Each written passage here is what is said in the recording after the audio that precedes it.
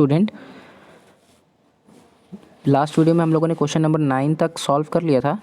अब हम question number 10 को सॉल्व करेंगे। प्रूव दैट, क्वेश्चन नंबर 10 है, prove that angle between the two tangents drawn from an external point to a circle is supplementary to the angle subtended by the line segment joining the points of contact at the centre. क्या कह रहा है question कह रहा है कि अगर कोई सर्किल है और उसके बाहर कोई पॉइंट है तो इस पॉइंट से जो दो टेंजेंट ड्रॉ किए जाएंगे तो उनके पॉइंट ऑफ कांटेक्ट को सेंटर से मिलाने वाली लाइंस के बीच का एंगल और इन दोनों टेंजेंट्स के बीच का एंगल, ये दोनों जो हैं वो सप्लीमेंट्री होते हैं। इस बात को हमें प्रूव करना है, ठीक है। तो हमने मान लिया कि ये पी ए और पी बी जो हैं वो दो टेंजेंट हैं। ए बी उनके पॉइंट ऑफ कांटेक्ट हैं और ओ सेंटर है। तो सेंटर को पॉइंट ऑफ कांटेक्ट से मिलाना उस पर परपेंडिकुलर होता है। ये हम लोगों ने थ्योरम देखा। ओ ए जो है वो परपेंडिकुलर होगा, ओ ए परपेंडिकुलर होगा ए पी पे, ओ बी परपेंडिकुलर होगा बी पी पे, ये दोनों परपेंडिकुलर होंगे, ठीक है। तो इन quadrilateral A P B O में चारों एंगल का sum, angle P, angle A, angle B, angle A O B, इन चारों एंगल का सम क्या होगा 360 डिग्री, क्योंकि ये क्वाड्रिलेटरल है। तो angle P plus 90 plus 90 plus angle A O B is equals to 360 degree.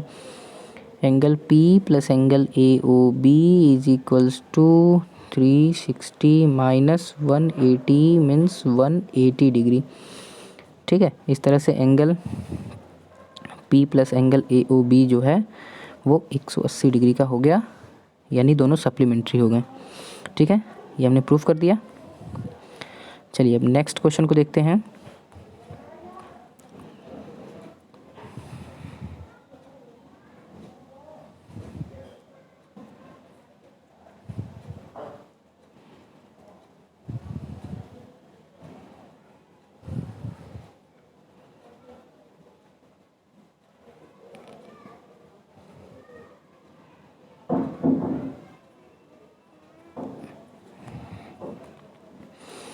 Question number 12, prove that the parallelogram circumscribing a circle is a rhombus. Circumscribing a circle is rhombus.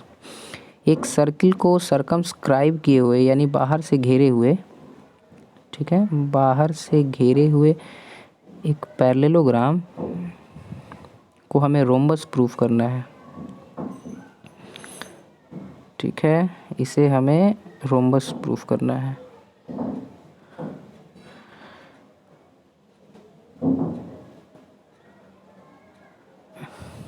ये एक parallelogram है A B C D. ये एक circle को P Q, इसके जो sides हैं वो एक सर्किल को पी क्यू और आर एस इन 4 पॉइंट्स पर टच कर रहे हैं, ठीक है। तो गिवन क्या है कि A B is equals to C D and B C is equals to A D. हमें प्रूफ क्या करना है, हमें प्रूफ करना है A B equals to C D is equals to A B B C C D and A D, इन चारों को इक्वल प्रूफ करना है, ठीक है। हम जानते हैं कि ए पी और ए एस बराबर है। हम जानते हैं कि ए पी ए एस के बराबर है।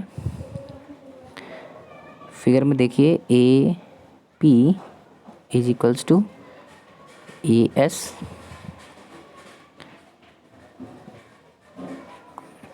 B P is equals to B Q, C R is equals to C Q,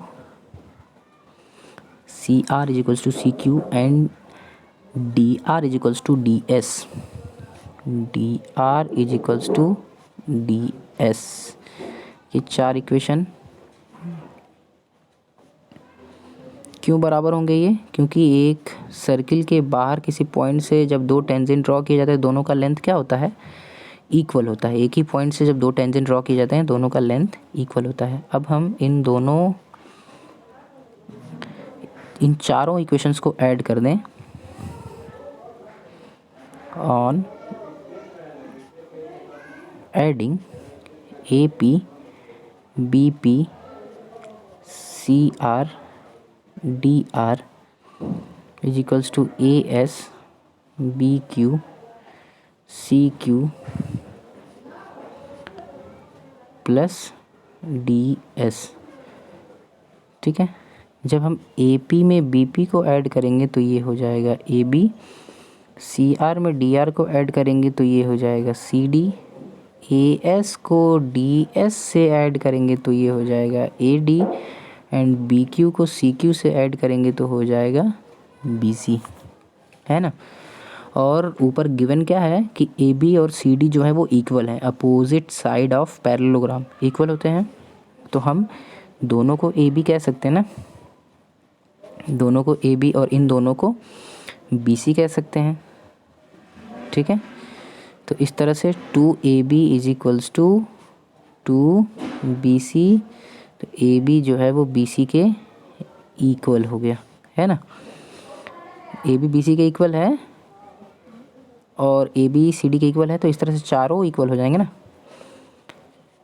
तो therefore AB equals to BC equals to CD is equals to DA।